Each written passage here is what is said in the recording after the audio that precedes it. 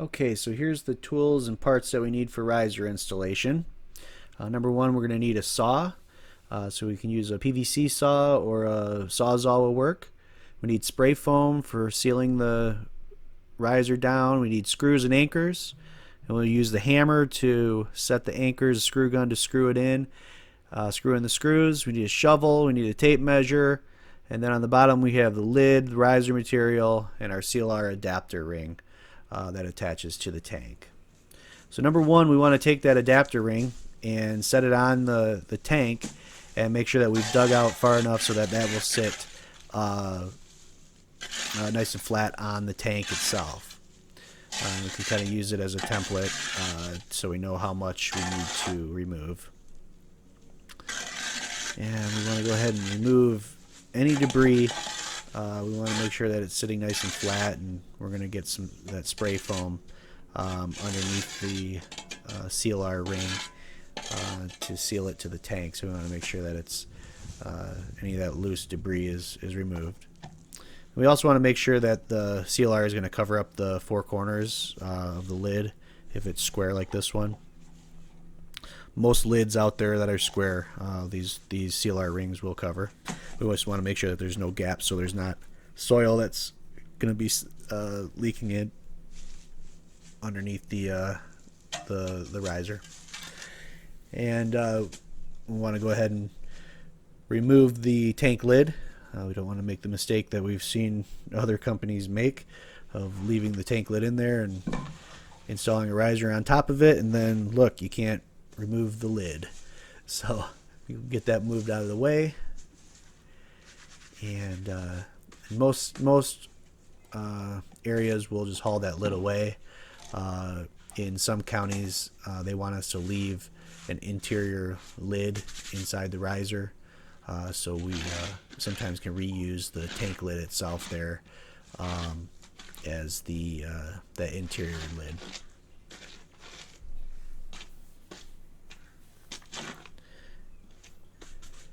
And once we have it prepped, we want to go ahead and take our measurements.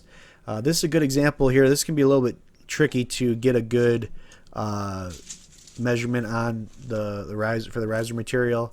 When you're on an angle like that, you want to kind of go with the measurement towards the middle of the, between the high side and the low side of the hole, and that way we'll be able to kind of blend in the dirt around the riser lid.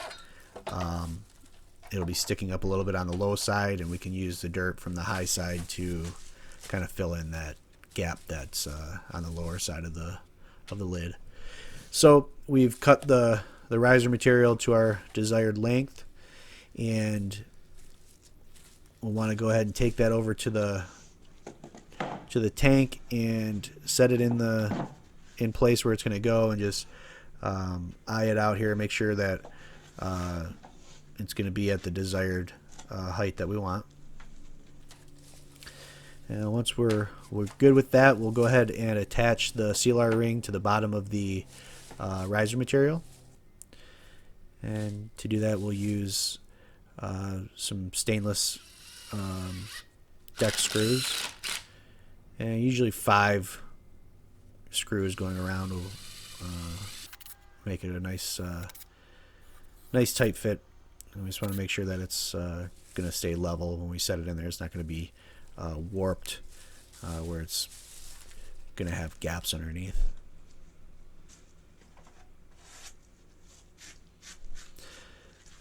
So we'll go ahead and remove any loose soil that might have fallen in there while we were prepping the hole.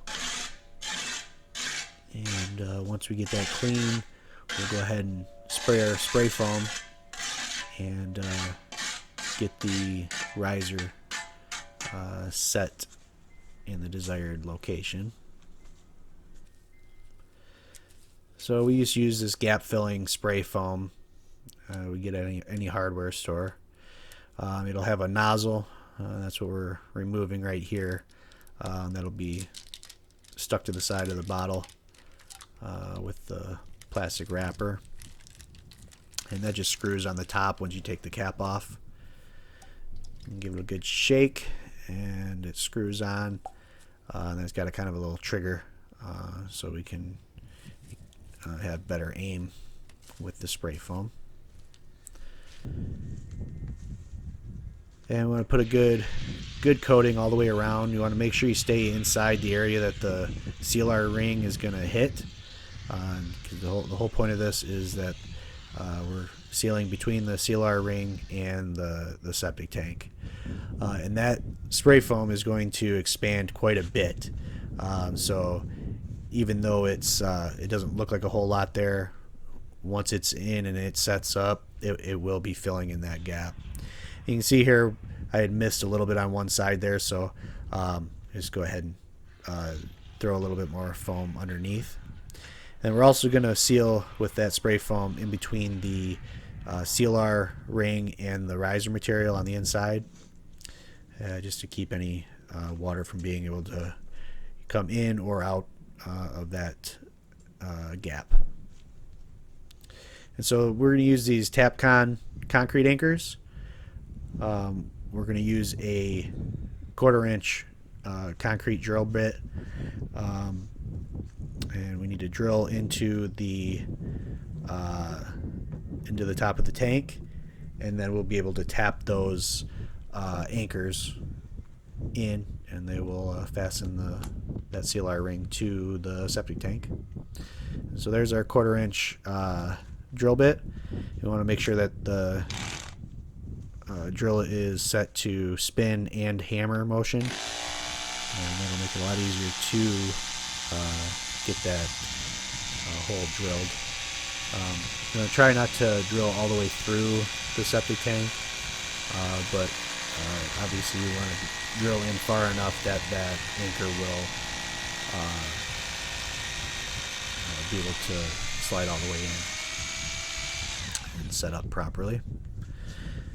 So we're wiping away any of the dust that's accumulated when we were drilling the hole, and then just lightly tap it in, and it'll find its way into that pilot hole. And you'll feel it kind of snug up against the concrete. Then we can go ahead and really pound it in. And all you do is just pound in the top. It looks like a nail. That's going to pound into the rest of the anchor, and once that's all the way in, it'll be set and secured. And so we'll put in 4 of those anchors around the riser on all 4 sides. And you want to take care that we're not going to be drilling in real close to the edge of the tank opening. If we do, that's just going to chip away at the concrete. We're not going to have a good hole to get our anchor into. So just be aware of where you're choosing to start your pilot holes. There's plenty of concrete there to drill into. And so we'll get the 3rd and 4th anchors put in here, and the riser will be secured to the tank, and it should be nice and solid. You shouldn't be able to pull up on it at all. And again, that spray foam underneath is keeping it nice and sealed to the tank. And we like these Polylock riser lids. I was pointing out it's got a nice gasket there. So once it's screwed down to the riser material there, it makes a nice seal, so we're not going to get any odors leaking out of the tank, and keep any water from entering the tank. And there will be 8 screws that we need to put in the riser lid. It's important to use all the available holes on the riser lid so that it's properly seated down, and there's not going to be any areas that are, some of it will be sealed and some of it won't be. We don't want to have an issue where there's gases leaking out or there's water leaking in.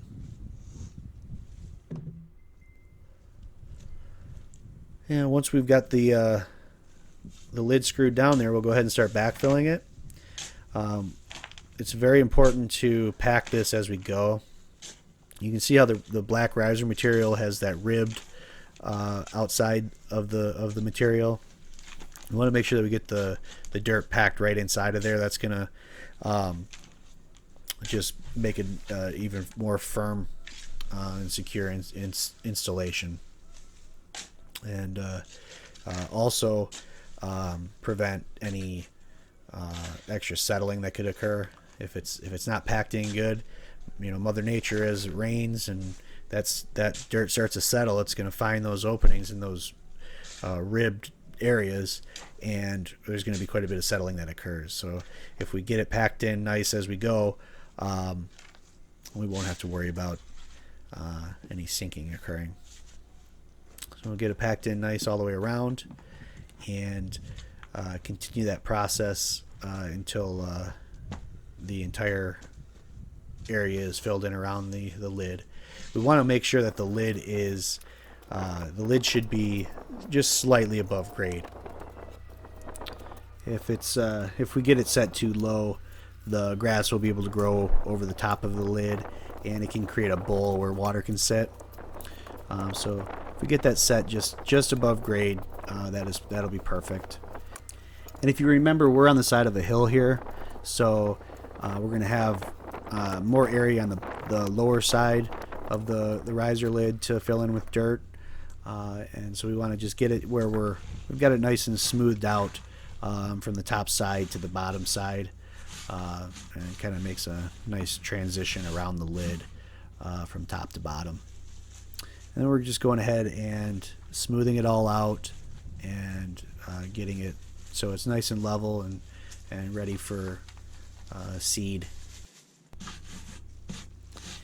And now that we've got it all cleaned up, we've got nice easy access for cleaning in the future, and we are good to go.